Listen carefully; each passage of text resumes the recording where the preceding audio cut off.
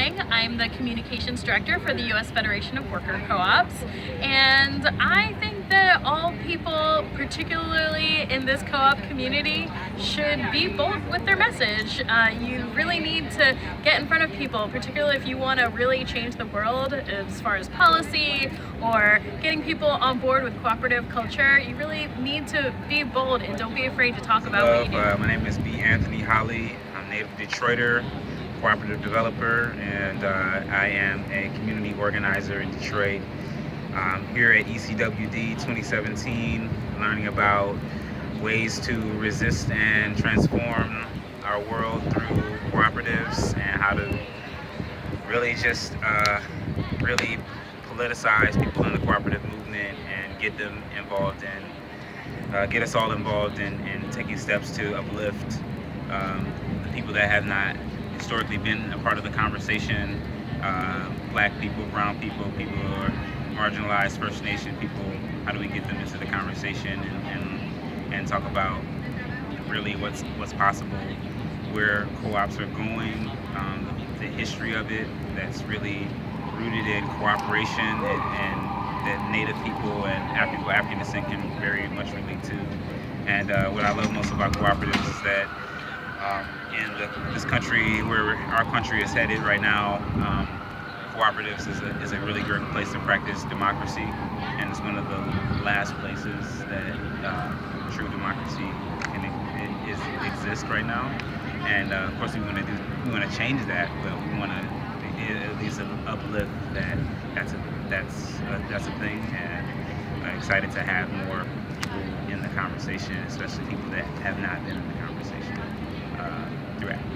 for reasons of access and very, very real reasons. We just want to send our love and invite them into the conversation. Mike Sandmel. I am the membership director with the New Economy Coalition, and we are a network of about 190 groups across the country that believe in an economy that puts people and planet before profit, and worker co-ops are an essential piece of that. And the energy here and the sophistication around worker co-ops is just enormously exciting, and we're thrilled to be here. Jackie Sopranek. Estoy en Nueva York, estoy aquí en la conferencia, saludos a todos ustedes.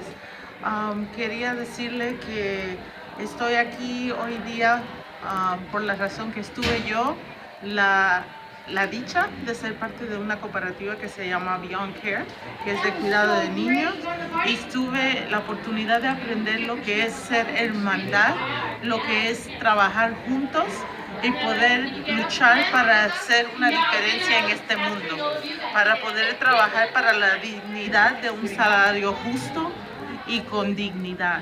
Y eso es lo más que yo he podido sacar o lo mejor que yo he podido sacar de estar en una cooperativa. Actualmente Beyond Care tiene más de 45 miembros y ha estado establecido en 2008 y estamos floreciendo y siguen floreciendo. Yo desde ese entonces ya yo me he ido, ha podido ir a otros sitios como ser parte de Green Worker Cooperatives, ser parte de DAWN, Democratic Work Network, and we have been able to do all these different things, all because we want to work together, trabajar juntos, and that's what this movement is all about. Y eso es lo que este movimiento se consiste. So gracias por su atención. I love you all and keep up the good work. Reinhardt, and I work at the Department of Consumer Affairs in the city of New York. And my favorite thing about co-ops is the way the best ones have an amazing mission outside of their selves and actually outside of their members. Like Equal Exchange exists to create not just value for its members, but value for its supplier co-ops in Latin America, and I think that's what makes it cool. I work for the U.S. Federation for Worker Cooperatives as a summer intern, and I'm from Philadelphia. My favorite thing about co-ops is that when you have so many people coming together to make decisions, they're really, really well thought through decisions. So you end up thinking about more different types of things that you can do with your organization or business, and when more people are involved with the decision making, you just consider a lot more options, and you end up making decisions that are really interesting. And I am a professor at the University of Texas, Rio Grande Valley, way down south in Brownsville, Texas, on the border with Mexico.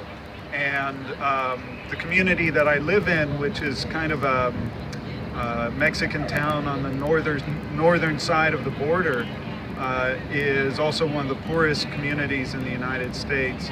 And I see cooperatives and worker cooperatives as a way of being able to transform the local economy and also transform the local culture into something that sees itself as being empowered and has its destiny in its own hands. And so that's what gets me excited about working on cooperative development. My name is Lucy Kahn. I'm a worker owner at Real Pickles, which is located in Greenfield, Massachusetts. We make fermented foods like kimchi and sauerkraut. And my favorite thing about being part of a co-op is contributing to something that's going to last longer than me and keep benefiting the community for years after I work there. I work with the Cooperative Fund of New England, a community development finance institution. We are not a cooperative, but we lend to cooperatives. And what I think is important about worker co-ops is the way they give control of the workplace to the workers. The fact that they are workplaces that stay in communities and provide vital services to communities.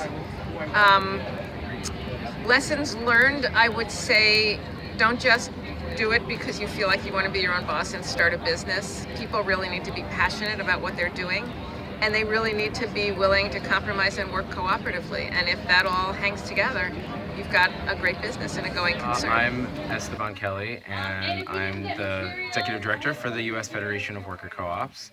We just adjourned our annual meeting, which was fun. And one of the things that we were thinking about, and that I want to share right now is the importance of connectivity. That's what we do as being a grassroots membership-based organization, the only one that's dedicated to worker co-ops in this country. And I think it's important.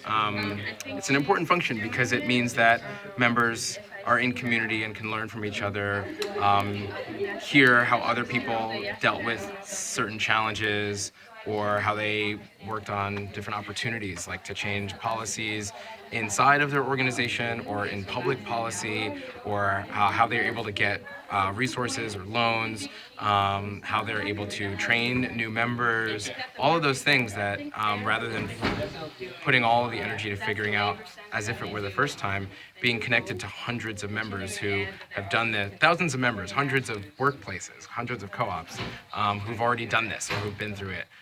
Or who made the wrong decision, and you can learn from those lessons. So that's why we exist, and it's why we like to play this role, connecting groups to each other, and that's a lot of what's happened this weekend.